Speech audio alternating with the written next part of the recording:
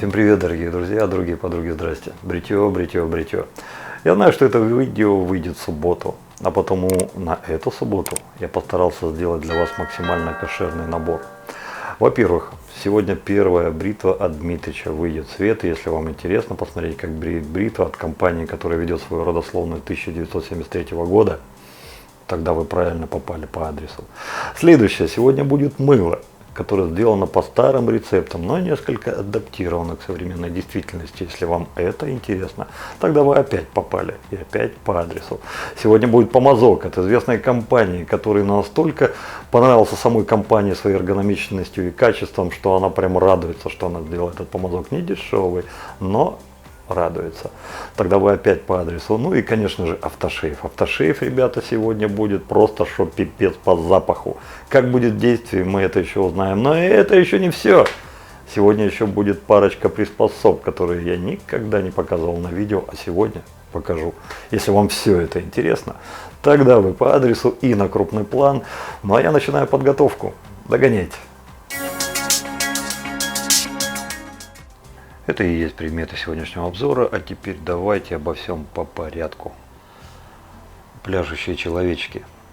Это те самые человечки, которые многие из нас привыкли видеть на ножах, на столовых приборах, на посуде. Для нас это Германия, для нас это знак качества. А на самом деле это все начиналось в далеком 1731 году, 13 июня, Питер Хенкель зарегистрировал близнецов гильдии мастеров. И только спустя 40 лет родился у него сынуля, которого назвали Йоганн Абрамс Хенкельс. Да-да, ребят, тот самый J.I. Хенкельс, который вплотную и взялся за компанию и стал ее развивать. За все время развития, за все почти 300 лет компания сменила множество логотипов. Вот этот, который вы сейчас видите, был зарегистрирован в 1910 году и просуществовал вплоть до 1969 года, когда компания стала применять уже тот лого, который есть на сегодняшний день. Это пляшущие человечки на красном фоне белого цвета. Ну, человечки белого, фон красного. Так вот, на сегодняшний день компания имеет магазины, свои розничные магазины, магазины-партнеры, свои студии более чем в 17 странах мира. Вы не поверите, но в 2007 году компания заработала 282 миллиона прибыли, ребята, не валовой, а прибыли. И сотрудников этой компании на сегодняшний день где-то порядка 3200. Но это сегодня. А вот то, что я вам сейчас покажу, это все возможно благодаря Дмитричу. И вот по заверениям Андрея Левченко, вот эту бритву, которую вы сейчас увидите, ее можно отнести примерно к 1910 году. Ну что ж, всем, кому интересно более подробно посмотреть за историю компании, найдете ссылки в описании под видео. А сейчас давайте распаковывать лезвие оригинальное, которое Дмитрич точно так же поклал для этой бритвы. Пока убираем. И давайте открываем коробочку. Я так и подозреваю, что это тоже оригинальная коробочка, ребята. Зацените. Вот они, те самые ребята. Видите, как они похожи? Я так понимаю, что вот сама форма человечков и смычка, вот это, ну вот то, что они тут дружка дружки приросли, вот это вот позиционирует эту бритву как прошу прощения, не 1910, а 1900 года, 1900. До этого она была несколько иная, между близнецами тут был небольшой разрыв. Ну, давайте уже наконец смотреть. Вот это вот лезвие, которые здесь лежат, это Дмитрич доложил свои, которые ему с Америки прислали, оригинальные, это джемовские, которые, кстати, тоже сюда подходят, но по заверениям многих товарищей, подходят они сюда подходят, но благодаря этим лезвиям, да, бриться можно, но они более жесткие, нежели если вы бреетесь с оригинальным лезвием. Итак, сама бритва. Ну, коробочка, давайте все так постепенно. Ну, старина, седая старина. Если это 1910 год, как говорит Андрей, я даже не знаю, была тогда искусственная кожа, не была. Но вот отделано все вот так, посмотрите. И, кстати, у меня никакой информации, Дмитрич положил все это в оригинальную коробку или не в оригинальную. Но я думаю, что в оригинальную, потому что, ну, а какой смысл по-другому-то? Если бы была не оригинальная, он так бы, во-первых, предупредил заранее, а во-вторых бы, он, может быть, и не коробку бы клал, так просто бы отправил, да и все. Ну и внутри посмотрите. Вот это вот перемычка, это сюда кладется бритва, а вот это вот место я очень сильно подозреваю, что, видите, как оно продавлено, это скорее всего под стропер. Если вот, например, вот так вот бритву сюда класть, видите, она никак не проходит, а сверху она очень замечательно ложится.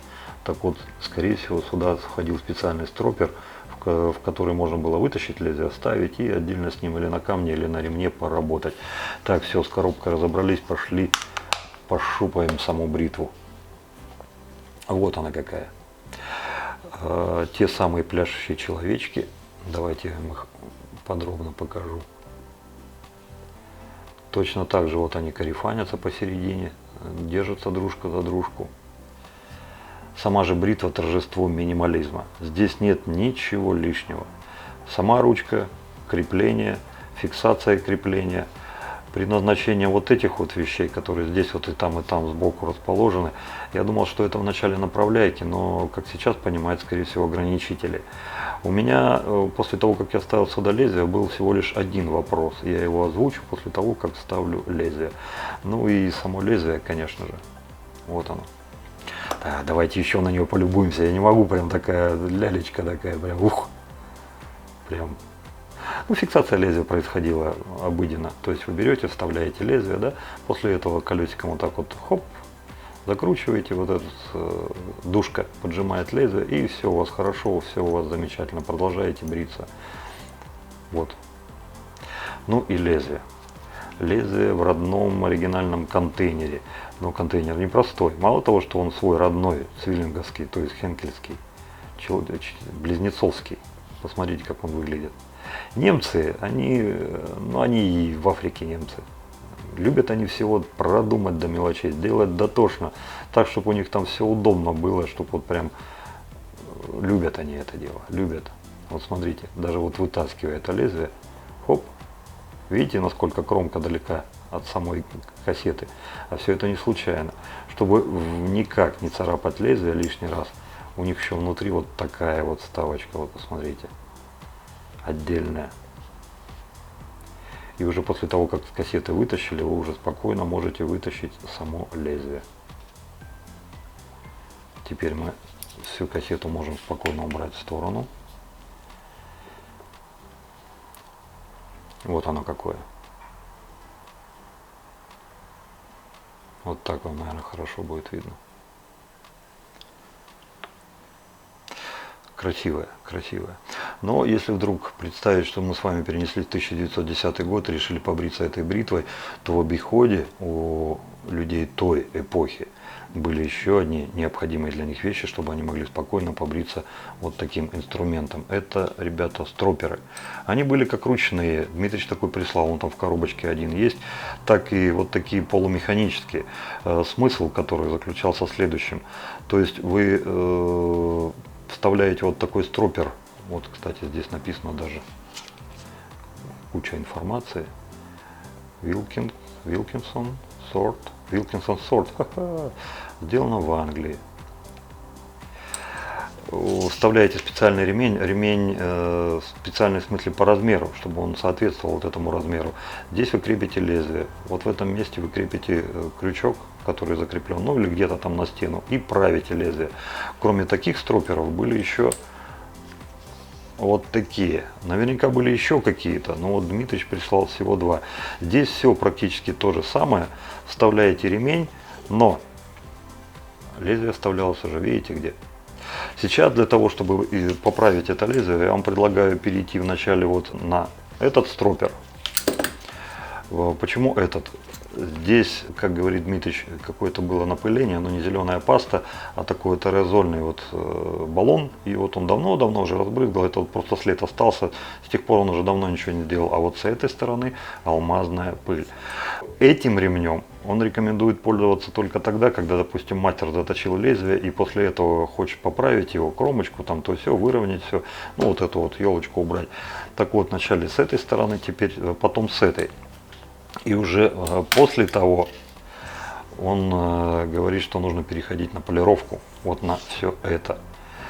Давайте, знаете что, чтобы показать вам, как работает вот этот стропер, вначале мы пройдем немного на алмазной пыли, ну совсем немного, движение 5. Хотя Дмитрий говорит, что если вот вставляешь, то для того, чтобы взбодрить лезвие, достаточно где-то 10-15 движений и все, и в путь. А потом уже перейдем на тот. Вставляем лезвие. Аккуратненько.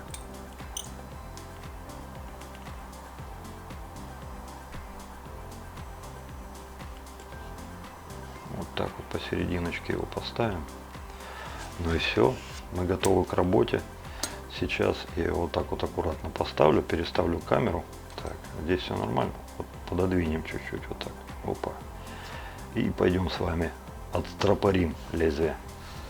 Итак, мы закрепили, я вот даже стенку не пожалел под это дело, и закрепил крючок специально так, чтобы это было не только под стропер, к примеру, но и в будущем я мог ремень, допустим, сюда присоединить, и у меня вот ремень был бы вот примерно в таком положении, и делал бы я, допустим, если правку бритвы не напряжно, у меня рука находилась бы в естественном положении, но в данном случае у нас стропер. Так вот, после того, как мы закрепили вот это вот все дело, все, что нужно, это вот видите, вот здесь вот специальный ярлычок такой. Так, мы его сейчас... Я не стал этого делать, потому что опасаюсь, что бритва упадет вот сюда, вот видите. Поэтому я чуть-чуть вот так передвину, а теперь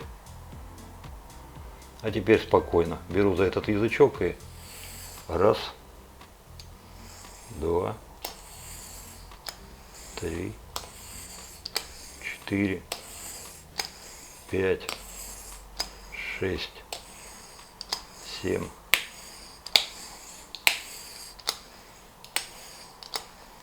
Все. После того, как я это сделал, я перевожу бритву в вертикальное положение, фиксирую ее, вытаскиваю лезвие аккуратненько, совершенно аккуратненько. И сейчас мы берем другой стропер. Берем второй стропер и вот в это гнездо, которое у нас есть внутри, видите, укладываем лезвие.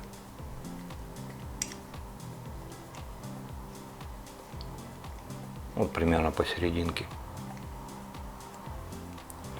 После этого можем спокойно вешать на крючочек. И теперь все, что нам нужно, это просто тянуть вперед-назад, и лезвие будет переходить в работу. Видите? Тот же самый механизм перекидывает, и лезвие у нас правится. После того, как я считаю, что я закончил, выводим стропер вот в такое положение и вытаскиваем лезвие. После этого, мне это удобно делать вот так. После этого нам нужно сейчас перекинуть ремень. Обратите внимание, как он здесь установлен через 3 прорези. Теперь его переворачиваем.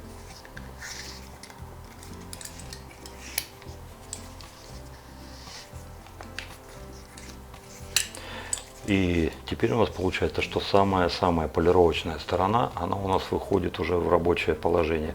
После этого сейчас обратно вставляем лезвие. Сейчас я посерединке примерно сделаю. Отпускаю. Опа. За крючочек. И тем же самым заученным движением доводим лезвие уже до финишного состояния. 10 раз.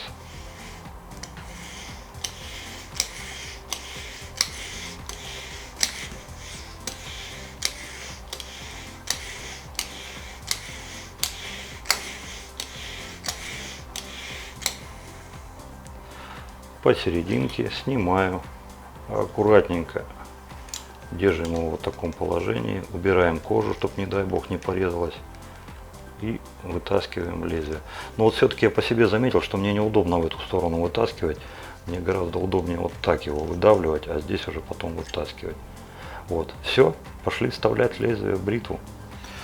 Простые до жути механизмы.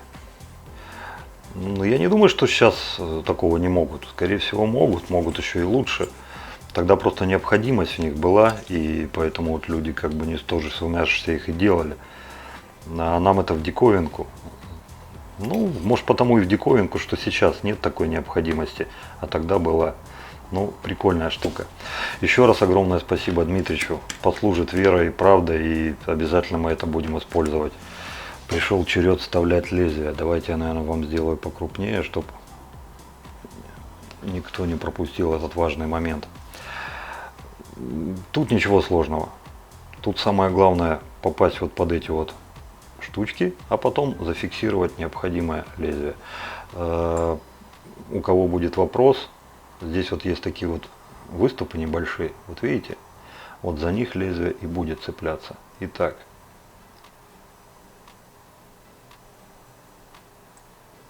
вводим. Вот оно уперлось. Теперь вот этим винтом закручиваем.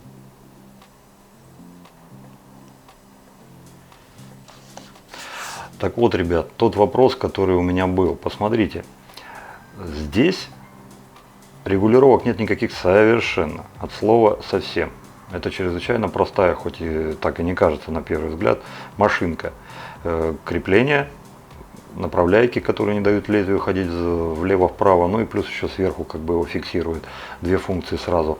Но обратите внимание, как гарда расположена. То есть вот по нашим современным словам, посмотрите, спан очень-очень-очень маленький.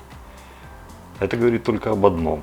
Это должна быть мягкая брита. Как это будет на самом деле, я не знаю, потому что помните, первый раз, когда мы побрили с вами подобной бритвой, но с джемовским лезвием, я там полхохотальника себе разнес. Я понимаю почему, технику поменял тэшки, а вот как в этот раз получится, ну вот сейчас и узнаем. Но предвкушения у меня самые-самые такие, прям, посмотрим. Все, пошли дальше. Мыло Avitham Soap Co. 1912, Irish Fern. Ирландский папоротник. Мыло веганское. Имеет в своем арсенале где-то порядка 13 ароматов. Стоит недешево, ребята, 14,99 фунтов стерлингов за 140 грамм. Делает его артизан. Артизан, которого зовут Даррен. История появления этого мыла, не думаю, что мистическая, но она какая-то необычная. Сейчас таких историй достаточно мало, если они вообще есть. Короче, чуваку подфартило, и в 2014 году он нашел рецепт старинного мыла, которое выпускали в 1912 году, то есть более 100 лет назад, на регулярной основе. То есть это было как бы в серии мыла, то есть в промышленных масштабах выпускали. Но он взял, попробовал, сделал образец, дал людям попробовать. Люди как заорали, там, давай еще, ты что, вещь классная. Ну и он начал это делать. По старым рецептам у него не так, чтобы очень получалось серию наладить. Он стал как-то все это модифицировать. Но как он говорит, что модифицировал все в более лучшую сторону. Ну и по итогу мы имеем то, что имеем. Мыло от Даррен, прошу прощения, мыло от Даррена, 1912, Irish Fern. 13 ароматов, ребята, я не случайно сделал на этом акцент, потому что среди этих 13 есть еще и аромат русской кожи. Очень интересно было бы посмотреть, как буржуины воспринимают запах русской кожи. Но вот то, что есть, то есть. У нас ирландский папоротник. Мыло. Оно уже было на канале, мне оно очень понравилось, запах здесь просто феерический, бомбический. Сама компания его описывает как обладает отличительными чертами классического фужера, Irish Fern вызывает образы пышной зелени, аромат свежих трав, капель падающей воды в глубоком лесу и ветра, дующего по полям. Мужской аромат чистый, бодрящий, дарит приятный аромат изумрудного совершенства.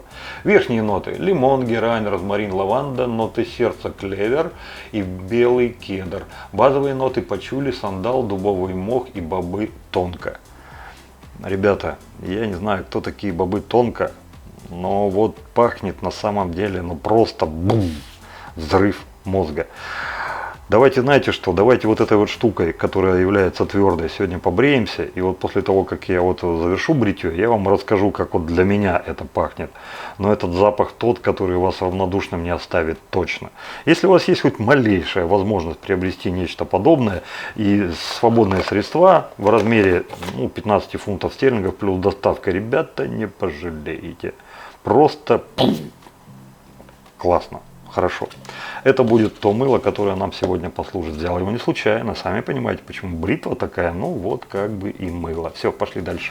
Помазок. Помазок автошейв. Это от Андрея. Андрей Бас. Бас это ник, ну не случайно, потому что он музыкант.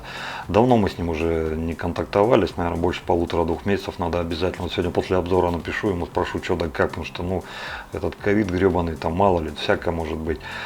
Но он же музыкант.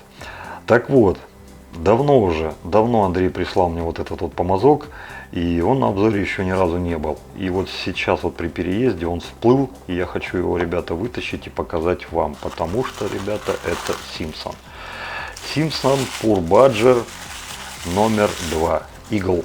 Ну, кстати, да, папиросная бумага, то есть все здесь, ну, акцент делать не буду, это все стандартно, как у Симпсонов, то есть вот у них это уже как бы для Довшескега, то есть они все свои помазки так укладывают. Вот, ребята, посмотрите на этого орла.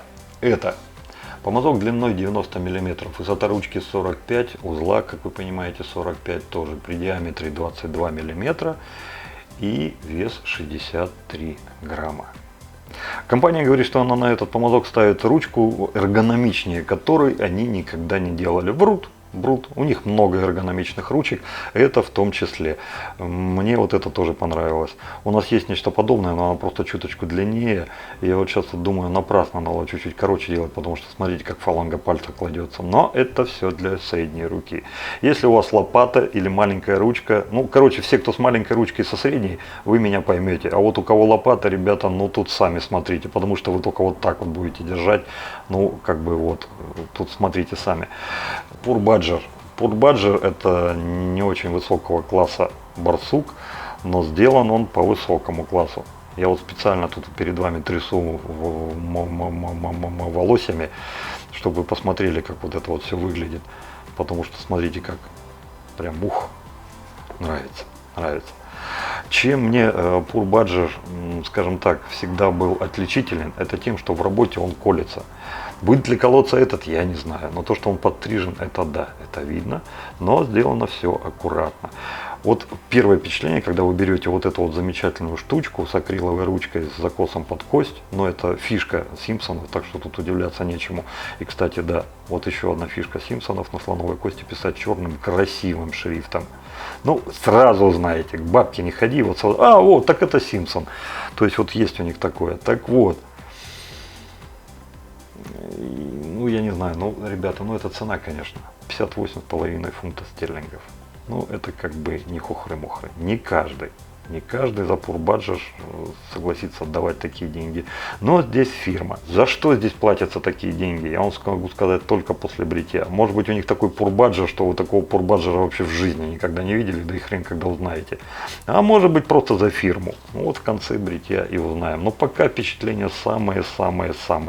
Это какой-то маленький гномик, который хочет держать в руке, не отпускать и постоянно ему вот по этому чубчику рукой проводить, а он трясет своими волосами и говорит: да хватит, отстань, уже пошли бриться. Ну что-то вот такое. И по упругости я вам скажу, это да, это 5. То есть не лом в середине, но такой с характером, такой, что прям прогибаться под ветром не будет. Все, вот с этим помазком сегодня поработаем. Автошейв Разорок Зиппипина. Итак, дорогие друзья, приступим. Что я сделал? Чтобы хоть кто, я вам скажу.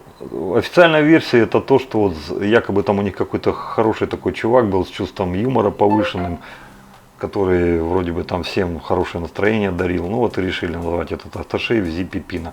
Состав, из чего он сделан, вы сейчас можете увидеть на своих экранах. Кто не увидел, я могу даже вот здесь вот перевернуть, нажмите на паузу, почитайте.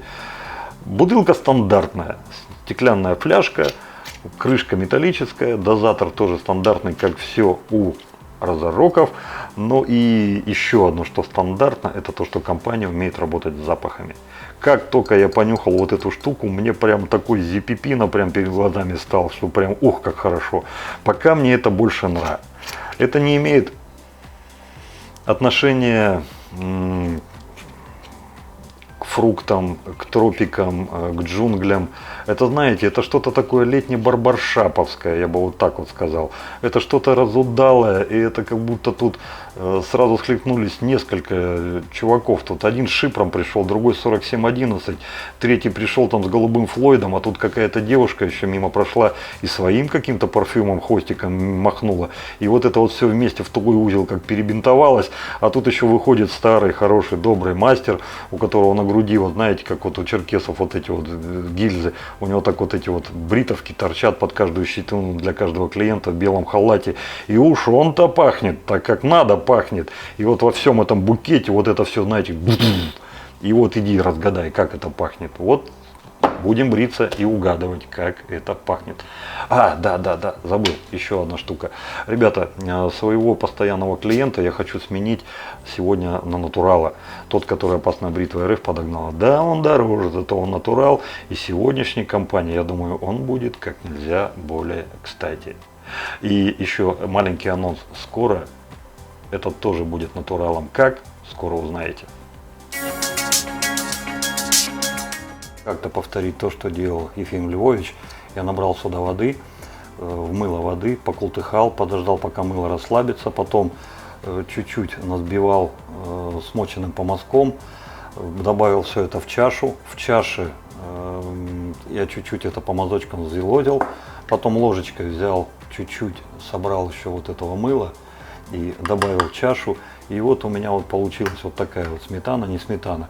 Теперь у нас с вами все это готово. Осталось сделать компресс и нанести на лицо. Пробуем.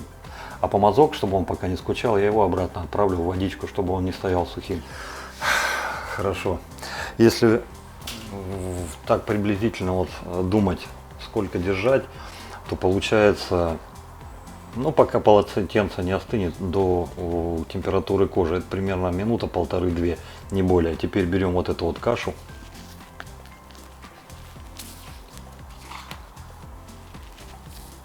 У меня тут даже куски мыла остались. Так.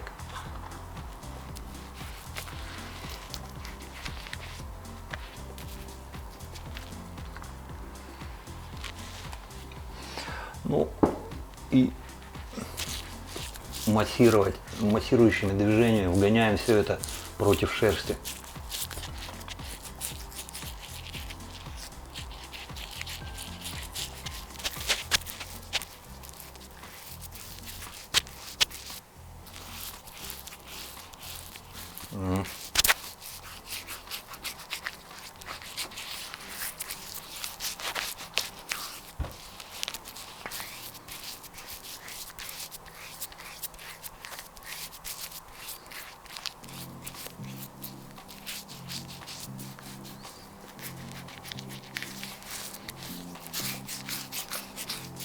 Не уверен, что у меня получится все как у дяди Ефима.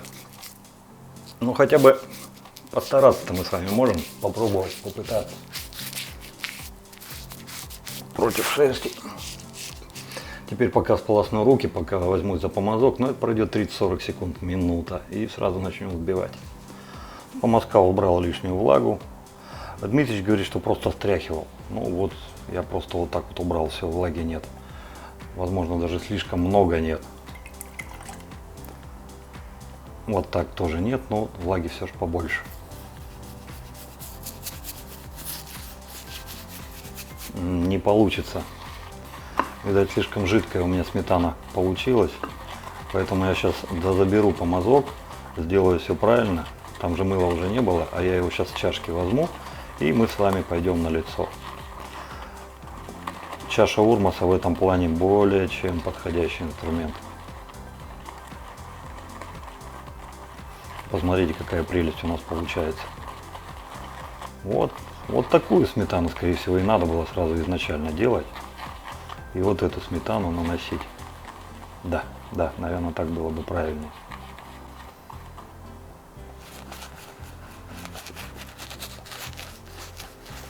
Если кто-то из вас уже из мыла делал сметану, ребята, поделитесь своим опытом, секретом, как вы это делаете. Ручка и правда очень удобная. В руке лежит без всяких напрягов. Пусть это и Пур-Баджер, но он не такой колкий, как одноименный товарищ от Яков, который у меня был. Он не такой колкий, как я брал помазок от кого-то из португальцев. Сейчас уже не припомню кого. Но все же колкость определенная присутствует. Ее гораздо больше, чем в хорошем барсуке.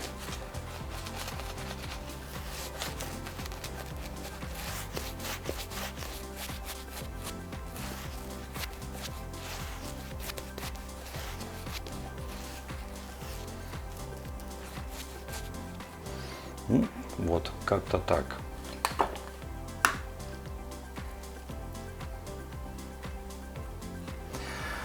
Ну, давайте попробуем. Прежде чем с этим инструментом идти на лицо, его нужно согреть. И не важно, какой бритвой вы бреетесь, лезвие должно быть теплое.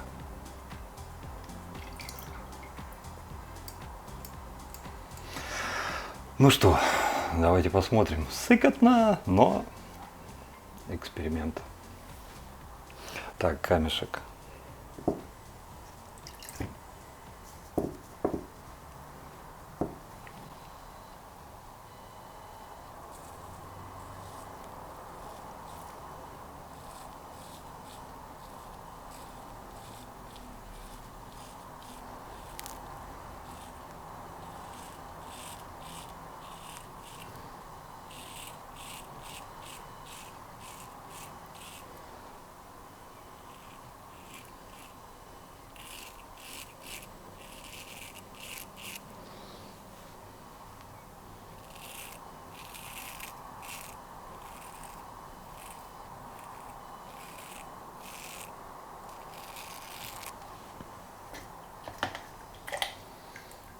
Что-то вроде получается.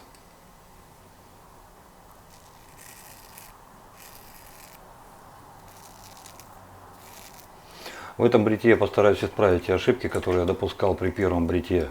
Помните, вот подобная бритва Вилкинсон?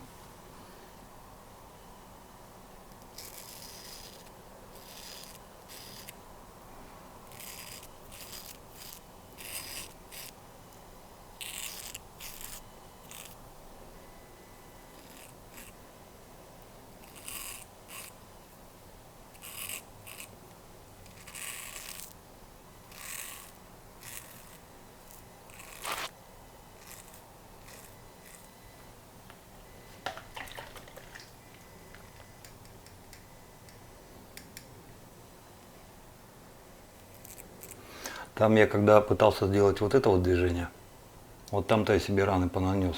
Сейчас попытаюсь не так делать, как тышкой, а сбоку.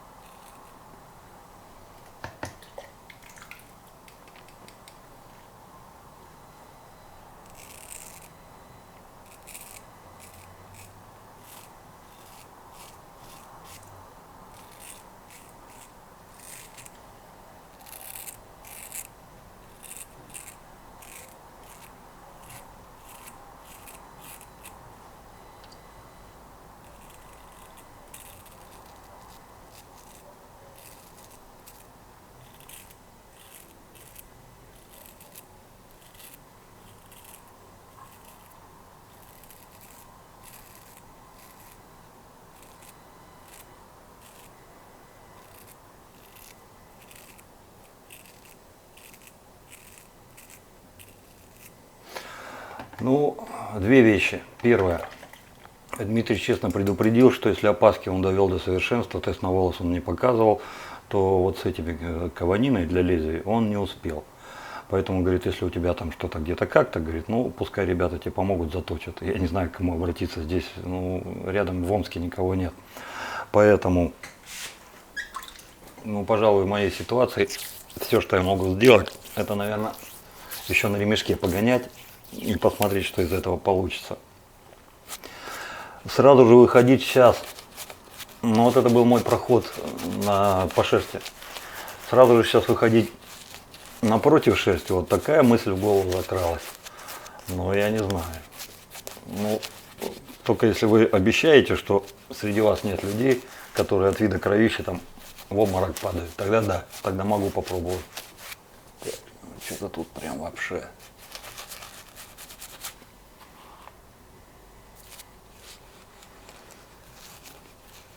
Мыло нравится.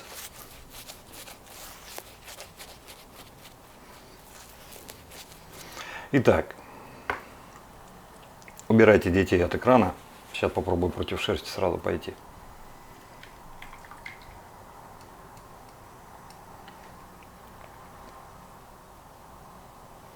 Ручка, я бы не сказал, что удобная, она тоненькая.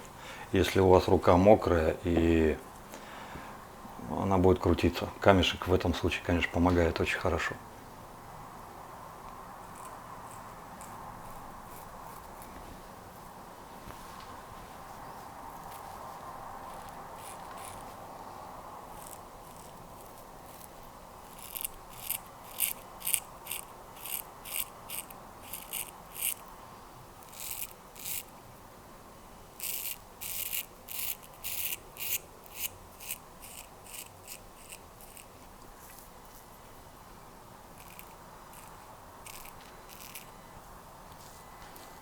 На удивление. Вот тут немного подбривки, но это потом, если намочу, если что.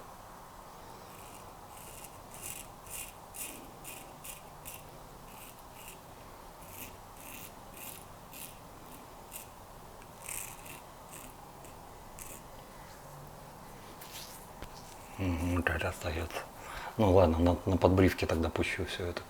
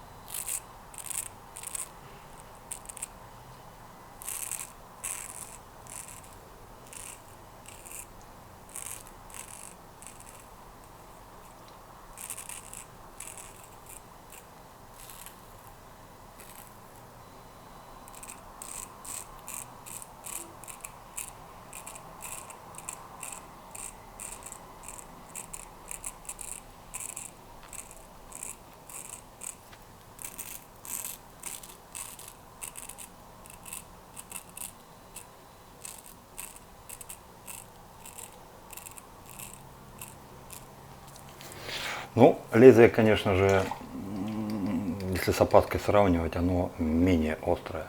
Тут это однозначно. И да, Дмитрич оказался прав, с этим бы лезвием еще поработать. Но мы не привыкли отступать. Сейчас я все же попробую сделать добривки.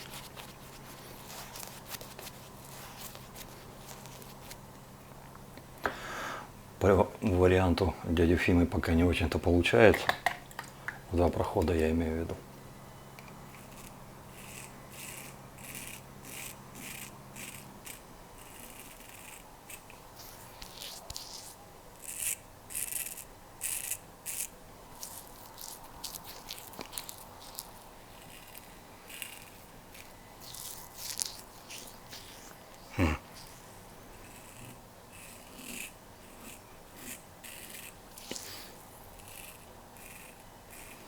А второго прохода мне явно не хватает.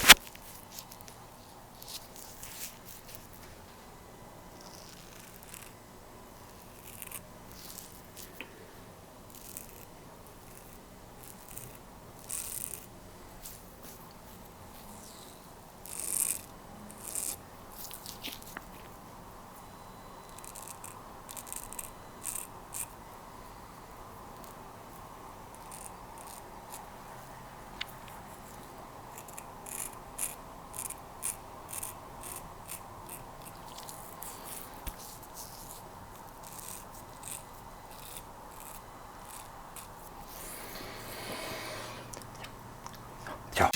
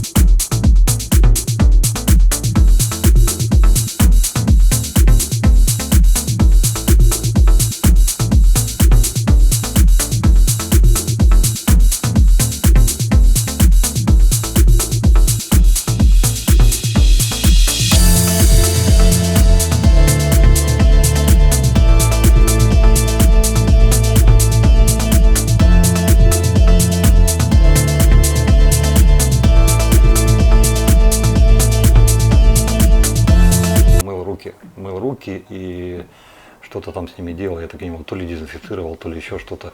Ну, когда Дмитрий меня спросил, говорит, дядь Фим, а зачем? Ты же вроде как с мылом работал, так все чисто. У него было поверье, что вместе, ну, человек, люди разные, и вот вместе с щетиной, вот со всем этим волосом, тот негатив, та вот эта вот отрицательная энергия, которая может быть в человеке, он сбривал тоже. Но, естественно, он всего этого касался. Он говорит, а зачем мне это лишнее? Я лучше, говорит, руки-то и помою. Вот так вот он и поступал. По факту, лосьон. Лосьон очень интересный. После нанесения, да, уходовый, конечно же, есть, сохнет быстро. Я думаю, что шагрень останется, ничего лишнего тут не будет. Запах. Запах он нетривиальный. Здесь на самом деле вот все то, что я вам понаговорил, там куча всего, вот то, что вот производитель описывает, вы ничего не найдете, потому что оно все здесь в конгломерате, в тесном вась-вась. Те ноты, которые заявляют, что о, там зеленый табак, ну если кто знает, как пахнет зеленый табак, расскажите, я таки нет. И здесь я вообще никакого табака не унюхиваю, не чую, не слышу, и вообще меня это даже не расстраивает ни капли, потому что тот запах, который есть вот в этом автошиве, он мне нравится чрезвычайно. Не случайно я в самом начале при распаковке упомянул, что там вот дяденька в белом халате, добрый барбер, зашел и спутал всю какофонию звук этих запахов, потому что здесь барберская нота есть точно так же. Ярко выраженного древесного, здесь такого, что, знаете, вот прям деревяшка здесь нет, но здесь есть какая-то интересная терпкость, и она импонирует очень-очень. Никакой слащавости, а вот что-то такое, что мурахи в теле вызывает, да, оно есть. Здесь, знаете, здесь, наверное, все-таки есть какие-то ноты, которые сродни тому, что, вот, например, вот я точно за любимую свою знаю, что она бы сказала, фу, какой-то старперский. Она все так называет, что оттуда, дальше, чем 70-е, 80-е, это у нее и королевский шипор, но он чуть получше, конечно, как она говорит, но уж простой шипор точно старперский. 4711 с легкой своей руки она относит ту же самую серию, то есть вот то все раритетное, что есть вот у нас в нашей своей с вами жизни, вот для нее все это старперское. Я уже привык, не обижаясь, то есть если старперское, надо брать, то есть вот у меня вот такое что-то. Очень приятный, интересный запах. Ну, в принципе, как и многие вещи, которые есть у разороков. То есть они свое дело знают. Я не знаю, как они составляют эти запахи, но получается у них складно да ладно. Мыло. За мыло много говорить не буду. Это на самом деле вещь, это на самом деле тема. Она мне всегда нравилась и продолжает нравиться. Это то мыло, с которым вы всегда хорошо побреетесь. Это то мыло, которое всегда вам принесет, ну, радость какую-то, что ли. Не только от своего аромата, который я лично для себя ценю, даже не на 5, а, наверное, на 6, на 7, но и ввиду своих свойств. То есть вы с ним можете делать все, что вы хотите. И вам за это ничего не будет, кроме как приятно и хорошо. То есть это однозначно вещь, однозначно тема. Помазок удивил и порадовал. Андрей, еще раз тебе огромное спасибо. Чем же удивил? Я не думал, что он настолько удобный будет. Чем порадовал? Вы знаете, работой своей. Я, честно сказать, ждал, что вот, сейчас пурбаджер возьму, и он мне там начнет там всякие, как иголки, вот эта пальпация. В разумных пределах я не против этого вообще. Мне это даже местами нравится, иногда бывает, хоть я и не садомада, и не люблю вот все вот эти вот вещи. Но знаете, какая вот такая вот пальпация, она как бы, ну, она приятная. Такой помазок ты всегда держишь не для того, чтобы каждый раз им пользоваться, а так, знаете, раз в месяц, раз в полтора-два. Вот себе вот эту вот лишнюю шелуху, там, клетки поотшелушивать, и это реально по кайфу. Но этот же, он тоже чуть-чуть покалывает, но этот можно уже пускать чаще, чем раз в месяц, полтора. То есть он не такой ядреный, хотя, несомненно, свою пурбаджерскую натуру он сохраняет. Плюс та упругость, которая есть, тот причмок и тот чванг, когда вот заходите с ним в чашу, туда тырк, и пена сразу, ой, боюсь, пум-пум-пум, и пузырями пошла. Ну, то есть вот есть в нем какая-то такая магия интересная, как вот у гномиков маленьких. Он вроде и маленький, звездюленька вот такая, пшик да маленько. А вот раз пришел, что-то сделал, и уже хорошо, это здорово. Вот этот тоже маленький, пришел, что-то сделал, и уже хорошо. На мой взгляд, у него только одно противопоказание – стоимость. Все. Если вы в состоянии раскошелиться на такую сумму и хотите себе что-то такое маленькое, юркое, удобное, пеносбивательное, хорошее, поднимательное настроение, ну, это один из вариантов к рассмотрению. Андрей, еще раз огромное тебе спасибо за такой чудесный помазок. Ну и бритва, наконец. Конечно же, спасибо Дмитричу за то, что дал возможность посмотреть, потрогать, пощупать, людям показать такой инструмент. Ну вот сами посудите. Ну, то есть выбрился я. Вот как доведу вот это лезвие, не смотрите на мокрые плечи, это все, это по технологии все делалось, это салфетки. Выбрился я лучше, чем некоторыми тэшками. Прекрасно понимаю, что здесь и мои руки, и заточка лезвия. Ну, с заточкой лезвия я поработаю, погоняю его еще на стропере. И я думаю, что это станет только лучше. Возможно, даже перейду на тот стропер, который с грубыми пастами, чтобы он там чуть-чуть остринку добавил, как вариант. Ну, а что не попробовать. Но, честно сказать, все время, что я брился, был жим-жим. Ну, как видите, после Вилкинсона Сорда уже хохотальник не так разнесен, можно сказать, даже вообще не разнесен. Вот эти розовые покраснения, которые есть, я их в расчет не принимаю. Комфорт. Комфорт особый портило только две вещи. Во-первых, это то, что он в некоторых местах, вы, наверное, заметили, вот здесь вот против шерсти шел плохо, поэтому мне пришлось идти в обход и вначале взять боковым проходом. Ну и, конечно же, непривычная с первого раза ручка. Потому что если вдруг вы не аккуратист, а я не аккуратист, и у вас время от времени бывают руки влажные, с мылом, то тут вас ждет попандос. Вам придется свои руки протирать, брать камешек, его так слегка щупать влажными руками, только после этого ручка хорошо сидит в руке. Все остальное, ребята, это просто необычный, шикарный опыт из прошлого. Вы только сами подумайте, вот этой бритве уже более 100 лет. Более 100 лет, и мы с вами побрились и пришли в парадно-выходное состояние. Жалко, ватки нет. Хотя, почему нет-то? Есть у меня тут для себя запас. Конечно, это кощунство пускать такую вату для таких